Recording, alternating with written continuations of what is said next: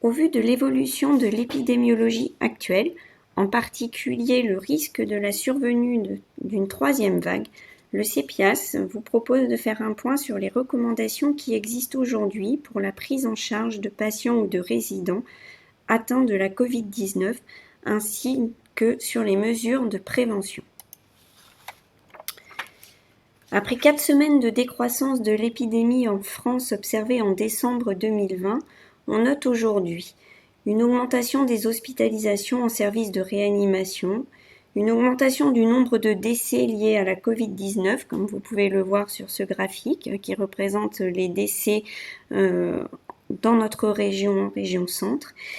Et on note également que la circulation du SARS-CoV-2 est à un niveau élevé et très préoccupant, en particulier dans le contexte de la présence des variants plus transmissibles.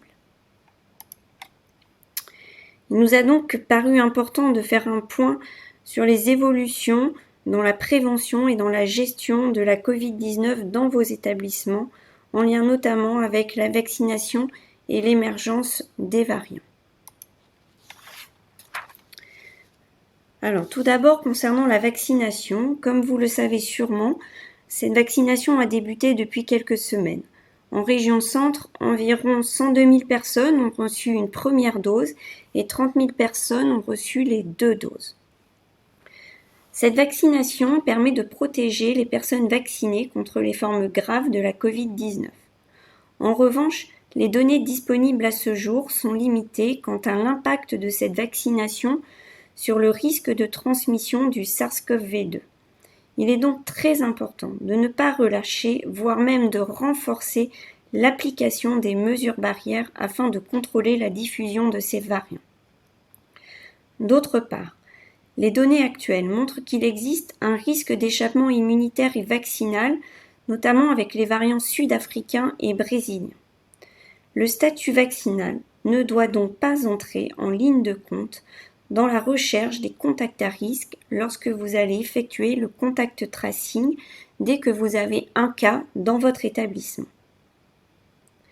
Avec la mise en place de cette vaccination dans les établissements, plusieurs questions se sont posées, en particulier sur la vaccination des patients résidents ayant un antécédent d'infection à la Covid-19 et sur la conduite à tenir pour la vaccination dans un établissement avec un cluster. Alors, des recommandations ont été élaborées avec la Haute Autorité de Santé le 11 février 2021 pour définir la stratégie de vaccination des personnes ayant eu un antécédent de Covid-19, symptomatique ou non symptomatique. L'HAS recommande, pour les personnes immunocompétentes ayant fait une infection datée, de réaliser leur vaccination avec une seule dose, au-delà de 3 mois après l'infection, et de préférence dans un délai proche de 6 mois. Les personnes présentant une immunodépression avérée doivent, après un délai de 3 mois après le début de l'infection, être vaccinées par le schéma à 2 doses. Pour les personnes ayant présenté une infection avec une PCR positive après la première dose de vaccin et n'ayant pas encore reçu la seconde, ne doivent pas recevoir cette deuxième dose dans les délais habituels, mais dans un délai de 6 mois et en tout cas pas avant 3 mois après l'infection.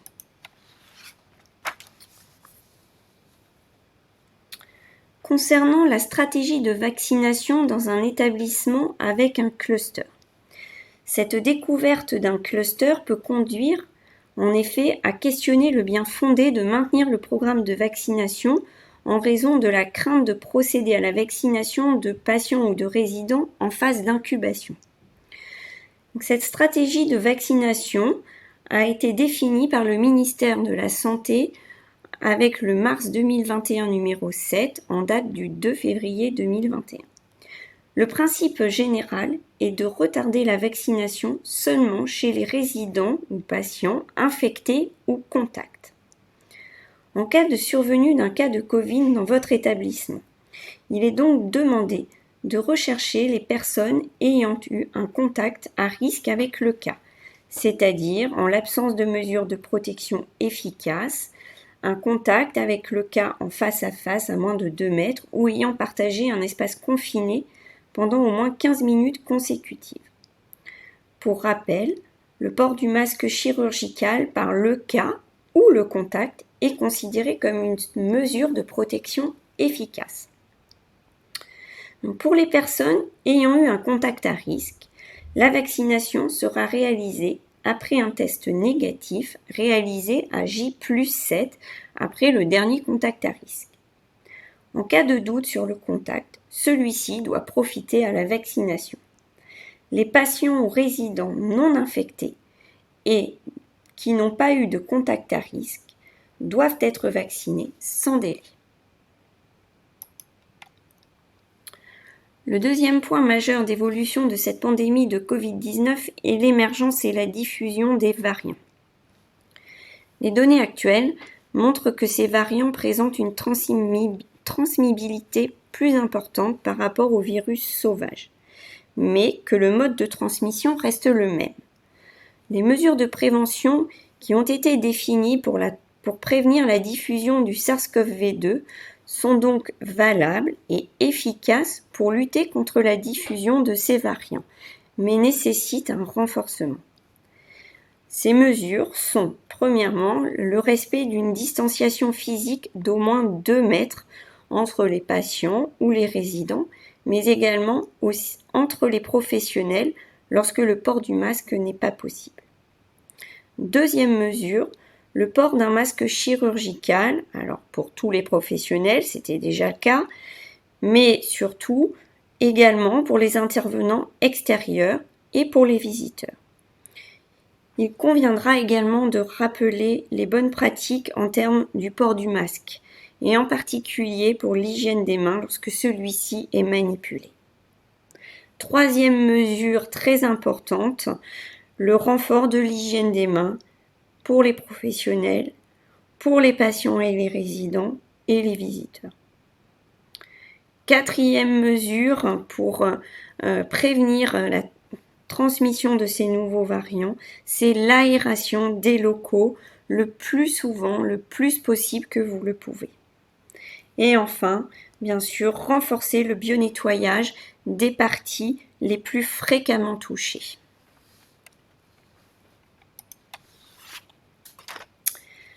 Comme pour les mesures de prévention que nous venons de voir, les équipements de protection individuelle pour la prise en charge des patients résidents, suspects ou infectés par la Covid-19 ne changent pas pour les nouveaux variants. Nous voulons vous alerter sur le suréquipement des professionnels qui peut engendrer une contamination de ces professionnels, en particulier le port des gants en excès, les surchaussures ou la charlotte qui n'ont pas d'indication de façon systématique.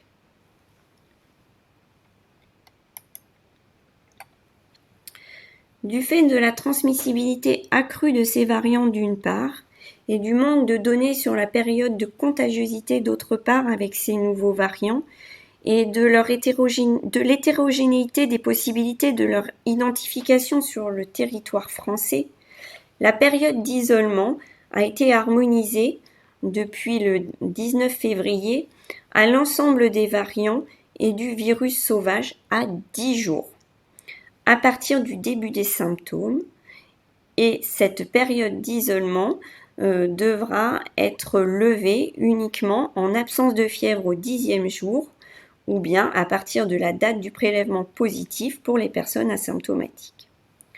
La fin de l'isolement n'est pas conditionnée à la réalisation d'un test de sortie d'isolement. À ce jour, nous n'avons pas de recommandation pour la durée de maintien des précautions complémentaires Covid en établissement de santé ou en établissement médico-social. Néanmoins, le CEPIAS propose également d'allonger la durée de maintien de ces précautions complémentaires Covid-19. Alors, à 10 jours pour les patients ou les résidents non symptomatiques et non immunodéprimés, à 21 jours pour les résidents non symptomatiques et immunodéprimés, à 21 jours pour les patients résidents non immunodéprimés symptomatiques sans forme grave. Et enfin, à 31 jours pour les patients ou les résidents immunodéprimés et ou symptomatiques en ayant fait une forme grave.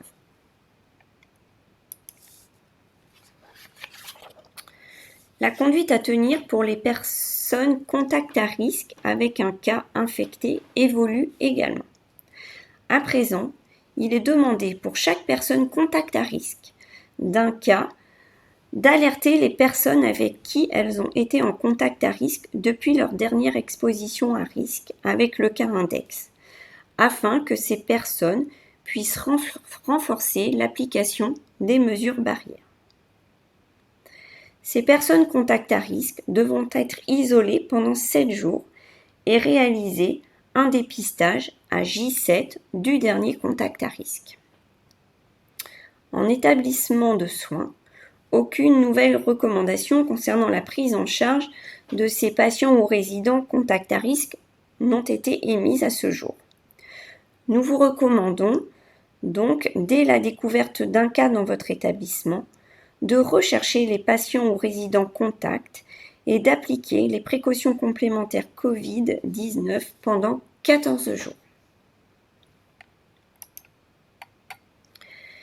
Concernant les professionnels de santé, les recommandations ont également évolué. Aujourd'hui, tout professionnel de santé infecté à la Covid-19, quel que soit le variant, et que ce professionnel soit symptomatique ou non symptomatique, doit être arrêté pendant 10 jours. Les professionnels de santé en contact avec un cas peuvent être maintenus en poste avec une surveillance clinique et un renfort des mesures barrières, quel que soit le variant. Le professionnel devra réaliser un dépistage entre J5 et J7 du dernier contact à risque.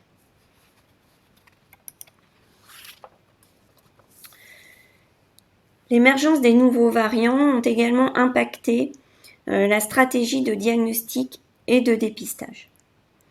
Aujourd'hui, une PCR de criblage des 3 variants principaux doit être réalisée pour chaque résultat de PCR ou résultat antigénique positif.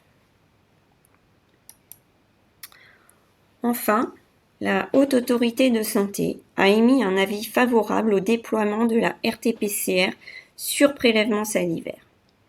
Ces tests pourront être réalisés en première intention dans le cadre des campagnes de dépistage à large échelle, comme par exemple pour les campagnes de dépistage hebdomadaires préconisées pour les professionnels de santé.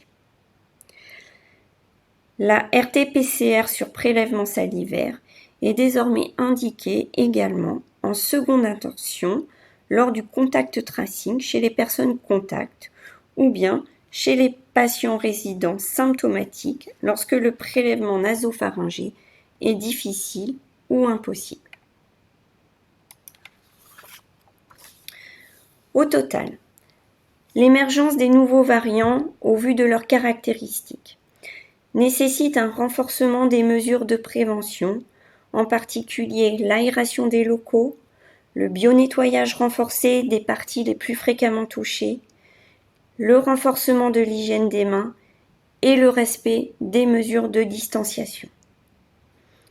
À l'inverse, ces variants ne nécessitent pas un suréquipement des professionnels qui peut entraîner une surcontamination des professionnels. Enfin, les établissements ayant déjà eu un cluster ne sont pas à l'abri d'un nouveau cluster. Il nous semble donc important, primordial, de réaliser un retour d'expérience avec l'ensemble du personnel afin d'identifier les points d'amélioration pour prévenir l'apparition de nouveaux cas dans vos établissements.